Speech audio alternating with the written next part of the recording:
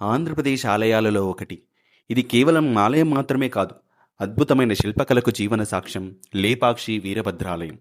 విజయనగర సామ్రాజ్య వైభవాన్ని చాటే ఈ ఆలయాన్ని 16వ శతాబ్దంలో వీరుపన్న వీరన్న సోదరులు నిర్మించారు. చరిత్ర పురాణాలు ఇక్కడ సజీవంగా కనిపిస్తాయి.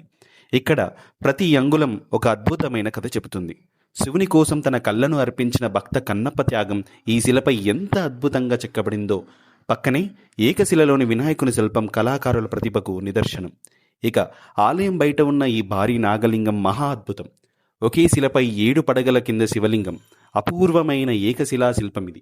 అలాగే ఈ ఆలయం గాలిలో వేలాడే స్తంభం రహస్యాన్ని కూడా దాచుకుంది. ఆలయ ప్రధాన దైవం శివుడికి రుద్రరూపమైన శ్రీ వీరభద్రస్వామి, దక్షుడిని సంహరించిన ఉగ్రరూపుడు. పక్కనే భక్తుల పాలిట కొంగు బంగారంలా కొలువై ఉంది భద్రకాళి అమ్మవారు. లేపాక్షి అనే పేరు కూడా సీతమ్మను రక్షించే క్రమంలో పడిన జటాయువును చూసి శ్రీరాముడు లే పక్షి అని పలకరించిన చోట పుట్టిందని స్థల పురాణం చెబుతుంది. ఈ పుణ్యక్షేత్ర దర్శనం ఒక అద్భుతమైన అనుభూతి.